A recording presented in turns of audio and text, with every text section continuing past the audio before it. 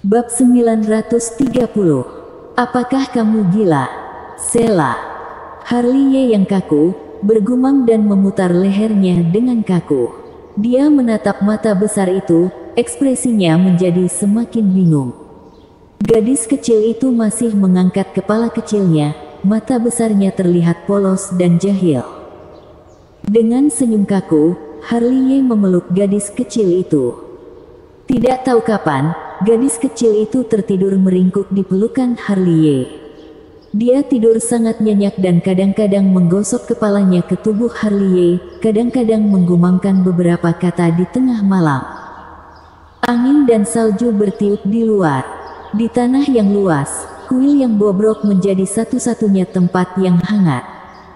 Saat itu larut malam, Harley juga meringkuk di pilar batu dan tertidur lelap. Hari ini, dia berambut abu-abu, dengan janggut dan wajah penuh perubahan dan kelelahan. Dalam pakaian compang camping, dia seperti seorang pengemis. Siapa yang mengira dia adalah master suci istana surgawi? Putri, ada kuil yang bobrok. Dalam api unggun yang cerah, ketenangan kuil yang rusak dirusak oleh suara di luar. Ini terlalu bersalju, aku akan berlindung di sini untuk malam ini. Segera, suara wanita ringan terdengar. Segera, pintu kuil yang rusak didorong terbuka, mengikuti badai salju yang mengamuk, seorang pria berjubah bulu putih masuk. Itu adalah seorang pelajar atau bisa dikatakan bahwa dia adalah seorang pelajar yang menyamar sebagai seorang pria. Di belakangnya, ada juga beberapa orang kulit hitam, masing-masing dengan pedang, dengan hawa dingin yang lebih dingin dari angin dan salju. Seorang pria berbaju hitam tertegun sejenak, melirik api unggun, kemudian matanya tertuju pada Harley dan Sela yang sedang tidur di samping api unggun.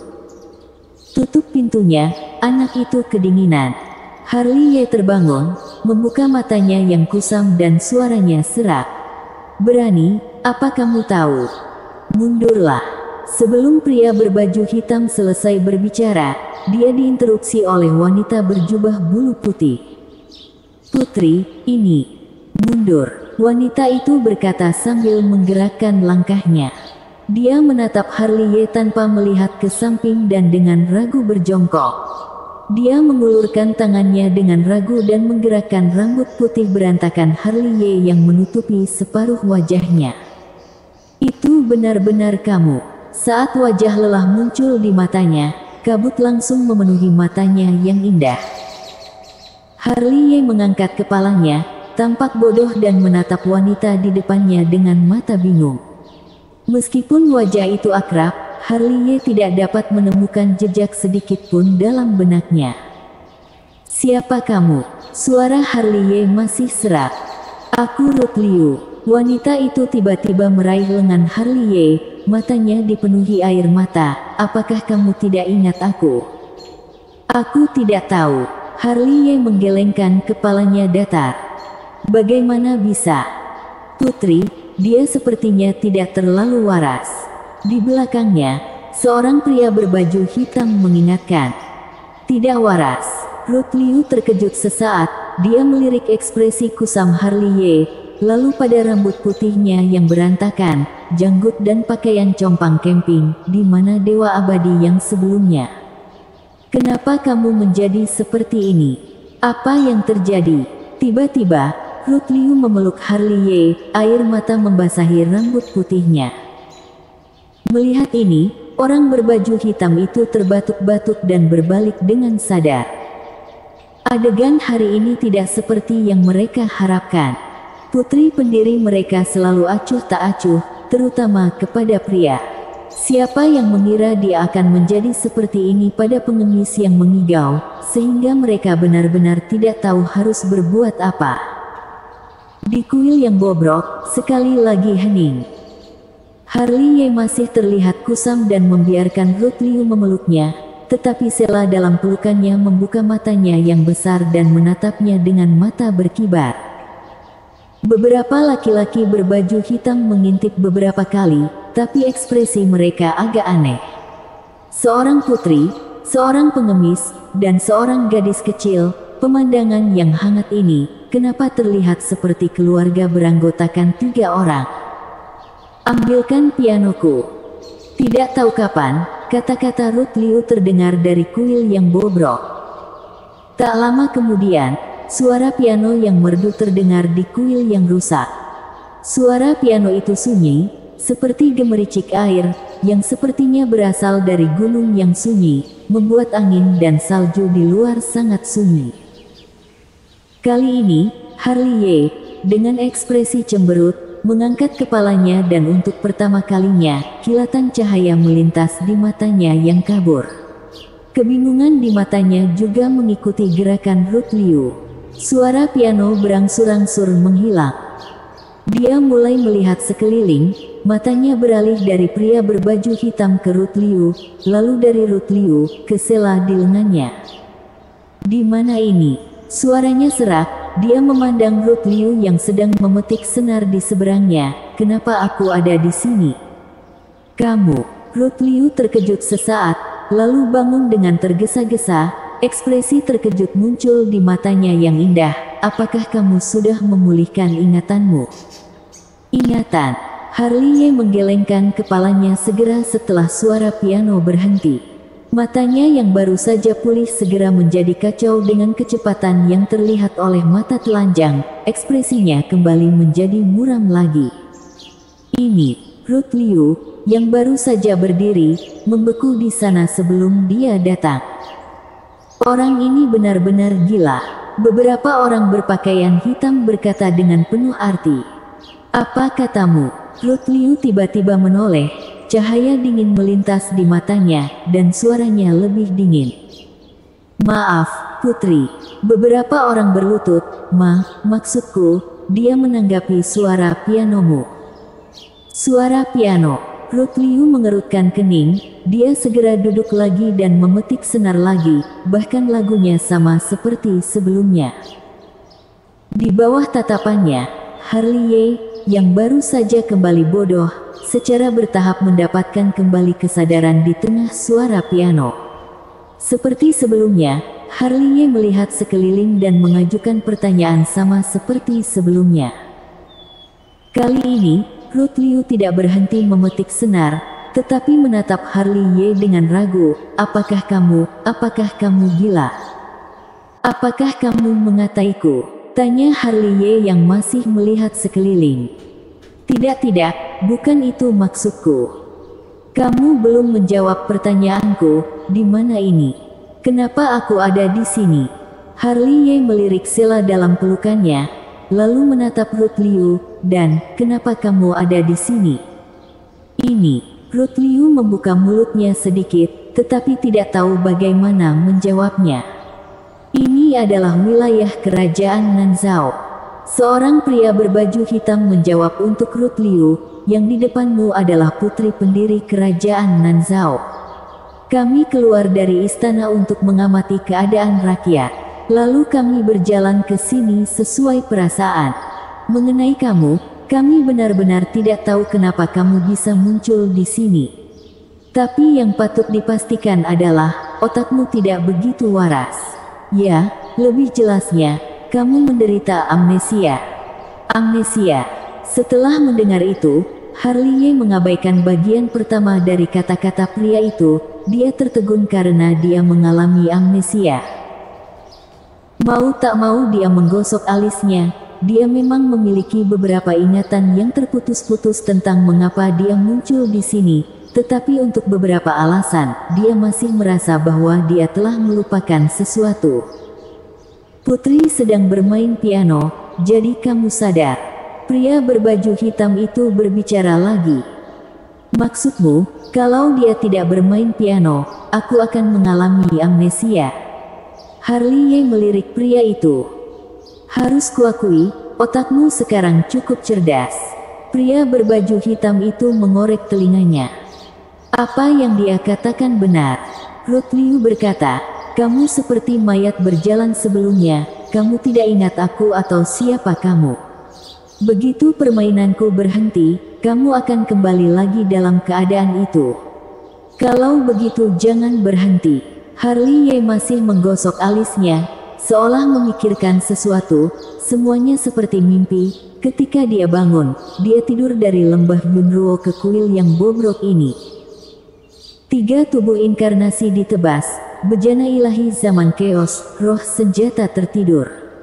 Mata Harley Ye berkedip, mengingat terakhir kali di lembah Yunruo. Sebuah adegan, tapi kalau dipikir-pikir sekarang, sepertinya sudah lama sekali.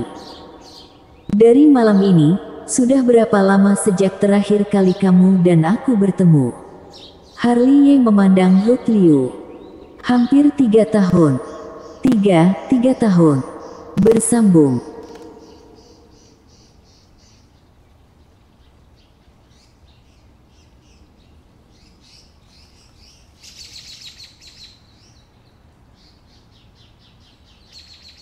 Bab 931. Berjalan santai di tengah salju. Di pagi hari, matahari yang hangat menyinari bumi. Badai salju yang mengamuk sepanjang malam akhirnya berhenti ketika hari baru tiba. Di tanah yang luas, banyak orang berlalu lalang, kebanyakan tentara berbaju besi, melindungi mobil sedan di tengah. Di kursi sedan, Ruth Liu masih memetik senar piano. Suara piano merdu dan bergema di tanah yang luas. Mendengar banyak tentara yang santai dan bahagia, mengatakan bahwa mereka ada di sini untuk menjemput para bangsawan. Ini adalah hal yang indah. Ini putrimu dengan peri itu. Ruth Liu memetik senar, melirik Sela, lalu Harley Ye. Kita saja belum tidur, putri dari mana? Harley Ye melihat keluar jendela, memikirkan hal-hal lain, hanya menjawab pertanyaan Ruth Liu dengan santai, tetapi itu mengganggu Ruth Liu. Ekspresinya menjadi malu. Gadis kecil, siapa namamu? Untuk menyembunyikan rasa malunya, Ruth Liu memandang Sela, yang sedang membenamkan kepalanya dalam buah spiritual. Namaku Sela. Si kecil mengangkat kepalanya, senyumnya cemerlang dan kedua matanya yang besar melengkung menjadi bentuk bulan sabit. Bagaimana dengan ibumu? Kakak bilang ibuku pergi ke tempat yang jauh. Gadis kecil itu polos, masih bodoh dan tersenyum cerah. Kakak juga mengatakan bahwa dia akan membawaku untuk menemukan ibuku. Begitu, ya, Ruth Liu tersenyum, tetapi memandang Harley Ye. Gadis kecil itu tidak akrab dengan dunia, tetapi bagaimana mungkin dia tidak mengerti arti kalimat itu? Seperti yang kamu pikirkan. Harley Ye menarik napas dalam-dalam dan dengan lembut membelai kepala kecil Sela. Beberapa hal, seiring dengan suara piano Ruth Liu, secara bertahap muncul dalam ingatan Harley Ye. Seperti gadis kecil ini, seperti namanya Sela, dia adalah anak miskin tanpa ibu. Sepanjang jalan, dia menggunakan kemampuan kultivator untuk memeriksa Sela lebih dari sekali. Dia cukup yakin bahwa Sela adalah manusia biasa, tetapi dia tidak yakin apakah dia adalah Sela yang dia cari atau bukan. Namun, apakah Sela adalah manusia awam atau seorang kultivator? Kalau itu memang dia, maka itulah dia, tidak bisa diubah. Apakah boleh istirahat? Sementara Harley Ye berpikir, Ruth Liu terbatuk-batuk, tanganku sakit. Memang sudah harus istirahat. Harley Ye juga terbatuk-batuk. Sejak bertemu di kuil yang bobrok tadi malam, Ruth Liu telah bermain piano tanpa henti sepanjang malam. Dia hanyalah manusia biasa dan bermain sepanjang malam, sewajarnya kalau dia merasa lelah. Dia juga berpikir untuk membawa Ruth Liu ke istana kerajaan Nanzhao dengan terbang. Selama periode itu, Ruth Liu akan terus bermain piano untuk membuatnya tetap terjaga. Namun, tawarannya ditolak oleh Ruth Liu. Terbang begitu tinggi dan begitu cepat, seandainya terjadi kesalahan, dia kembali ke kondisi ketidaktahuan, tidak pasti apakah dia bisa terbang atau tidak. Harley Ye memiliki tubuh suci zaman purba. Dengan tubuh yang mendominasi, akan baik-baik saja jika dia jatuh beberapa kali, tetapi Ruth Liu berbeda, dia adalah manusia biasa, jika dia jatuh, itu tidak akan berakhir dengan baik. Tentu saja, Ruth Liu juga memiliki niat tersendiri. Kalau terbang, dia akan tiba di istana kerajaan Nanzhao dalam 1/4 jam. Dia tidak ingin tiba begitu cepat. Betapa indahnya sekarang, sendirian di dalam mobil dengan kekasihnya dan menikmati pemandangan salju, betapa romantisnya. Meskipun dia tidak tahu mengapa pianonya bisa membuat Harley Ye begitu sadar, itu tidak masalah, yang penting dia bisa menemani pria ini sepanjang jalan. Tak lama kemudian, suara piano berhenti. Saat suara piano berhenti, mata Harley Ye kosong, ekspresinya menjadi kusam, dan kembali ke keadaan kebingungan. Di mana ini? Siapa kamu? Untungnya, ini bukan akting. Harley Ye tampaknya memiliki kepribadian ganda. Dia mengubah dirinya sendiri di tempat, suaranya serak, dan dia memandang Ruth Liu di seberang dengan tatapan bingung. Ini di kerajaan Nanzhao dan aku istrimu. Ruth Liu tersenyum manis. Kerajaan Nanzhao, istriku, gumam Harley Ye. Ini anak kita. Ruth Liu menunjuk Sela, yang sedang menggali buah spiritual. Begitu dia mengucapkan kata-kata ini, gadis kecil itu tanpa sadar mengangkat wajahnya. Ada banyak tanda tanya di atas kepalanya. Anak, Harley Ye, yang bodoh, menoleh tanpa sadar dan menatap Sela di sampingnya. Dia sangat baik. Ruth Liu tersenyum lembut, menyandarkan pipinya di bahu Harley Ye, dan berbisik pelan, jika kamu mau, aku akan melahirkan banyak anak untukmu. Tim mobil bergerak maju perlahan. Di dunia yang tertutup salju, itu adalah pemandangan yang berbeda. Pada titik tertentu, tirai manik-manik mobil terangkat. Ruth Liu membawa Harley Ye dan gadis kecil itu keluar dari mobil. Iring-iringan mobil bergerak maju, mereka berjalan, Harley Ye yang lamban memandang dunia sekitarnya dengan bingung. Dia digandeng oleh Ruth Liu di satu tangan dan Sela di tangan lainnya. Sinar matahari yang hangat menyinari bumi, mereka meninggalkan serangkaian jejak kaki di salju. Siapa orang itu? Para penjaga mengikuti di belakang mereka dengan kuda perang mereka, lebih dari satu kali menggaruk-garuk kepala. Kelihatannya, sang putri menyukai bocah itu. Seseorang menyentuh dagunya. Dan gadis kecil itu, kemungkinan besar dilahirkan oleh sang putri. Iya, mereka benar-benar mirip. Sepertinya setelah kembali, bocah itu akan menjadi suami tuan putri kita, kata seseorang dengan penuh arti. Hati-hati, tepat saat dia berbicara, seorang penjaga tiba-tiba berteriak dan menarik satu orang ke samping. Hosh! Begitu pria itu ditarik, sebuah panah panjang terbang melewatinya dan menancap di sedan. Melihat ini, lebih dari selusin penjaga mencabut pedang mereka satu demi satu, dan segera mengepung Ruth Liu dan Harley Ye di tengah. Masing-masing menyipitkan mata ke empat arah, wajah mereka semua suram. Segera, suara kuku besi yang menghantam tanah terdengar. Tanah berguncang dengan salju putih terbang liar dan ada sosok hitam di segala arah, dikelilingi oleh ribuan dari mereka. Ibu, aku takut. Sela ketakutan dan bersembunyi di belakang Ruth Liu sambil memanggil ibunya. Jangan takut. Ruth Liu tertegun sejenak, menyentuh kepala gadis kecil itu dan memeluknya. Meskipun dia adalah tuan putri yang terhormat, dia juga seorang wanita dan memiliki cinta keibuan. Putri, perlengkapannya sangat lengkap, tidak terlihat seperti bandit biasa. Seorang penjaga mengerang. Orang tunu, Ruth Liu berkata dengan ringan, seolah-olah dia bisa melihat asal-usul orang-orang itu secara sekilas. Kerajaan tunu, para penjaga tampak muram lagi, seolah memikirkan sesuatu. Ada begitu banyak pasukan di wilayah Nanzhao, sepertinya mereka sudah bersiap. Memangnya kenapa? Kata-kata Ruth Liu masih datar, bahkan dalam menghadapi ratusan kali musuh, dia masih tidak takut, karena Harley Ye ada di sini. Jangankan ribuan orang, bahkan jika ada ratus ribuan orang, Harley juga mampu mengalahkan mereka sendirian. Namun, pernyataan ini membuat hati para penjaga melompat. Pihak lain memiliki cukup banyak orang untuk maju. Mereka bisa menenggelamkan pihak kita dalam sekejap. Mereka tidak tahu dari mana putri mereka mendapatkan kepercayaan diri itu. Saat berbicara, mereka sudah dikelilingi oleh kelompok lawan.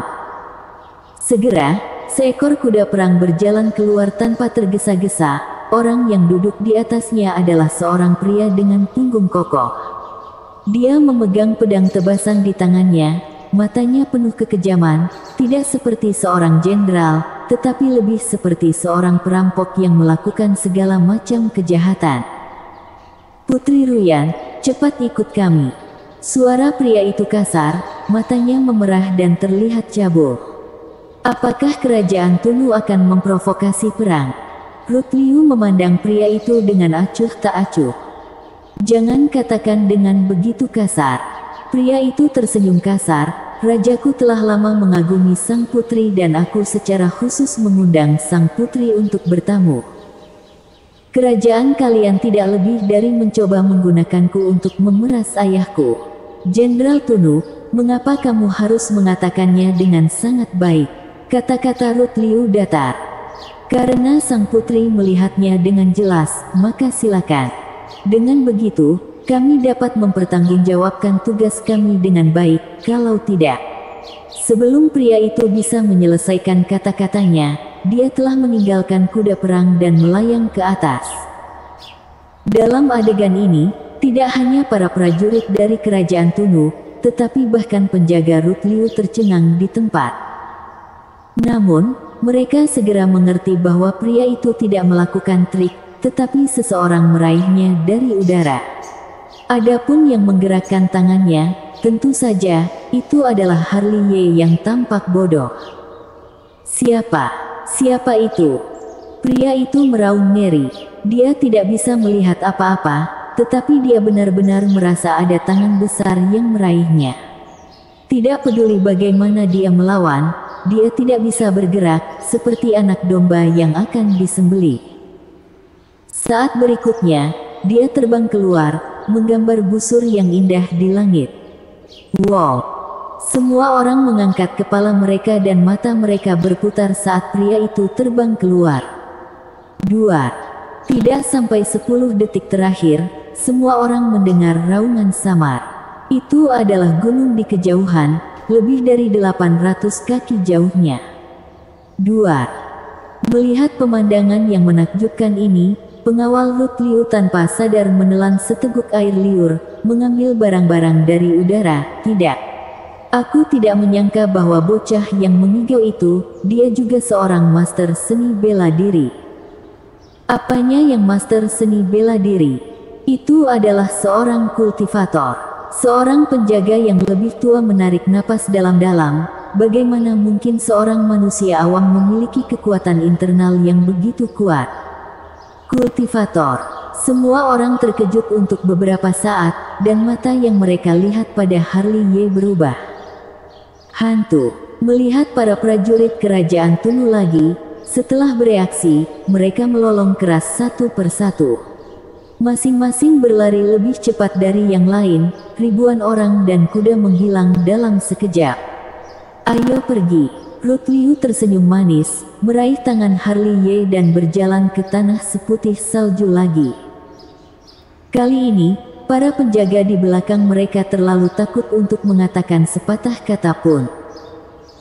Sekarang, mereka mengerti mengapa putri mereka memiliki perasaan untuk Harley. Dia bukan pengemis mengigau sama sekali, tapi peri yang terbang di langit, hari dan tempat sialan ini. Senang sekali bisa menyombongkan diri. Melihat Harley berjalan di atas salju yang luas, di aula utama partai Tianxuan, Fuya mengelus jenggotnya dengan sungguh-sungguh. Ini yang disebut kekuatan. Teresa Donghuang, yang sedang berbaring di kursi dan membaca buku-buku kuno, berkata dengan santai, "Di dunia kultivator, dia seperti seorang raja, apalagi di dunia manusia awam." Itulah kebenarannya. Fuya meremas jenggotnya dan menatap Teresa Donghuang dengan ragu, apakah gadis kecil yang bermain piano itu benar-benar hebat? Itu adalah Nine Hidden Fairy Song, bukan lagu piano biasa. Tidak heran, Fuya menyentuh dagunya, sepertinya anak ini telah bertemu dengan seorang bangsawan. Jika dia mengajarkan lagu peri ini kepada lebih banyak orang, mungkin dia benar-benar dapat menyembuhkan ilusi sejati anak itu. Tidak sesederhana yang kamu pikirkan. Teresa Donghuang masih membolak-balik buku-buku kuno, tidak ada gunanya bagi siapapun untuk bermain. Musik adalah salah satu aspek, dan yang paling penting adalah cinta. Hanya dengan begitu dia bisa bangun. Harley Ye telah jatuh ke dalam siklus kebenaran dan ilusi karena cinta. Hanya cinta yang dapat membantunya melarikan diri dari lautan kesengsaraan. Siklus kausal yang sudah ditakdirkan. Bersambung.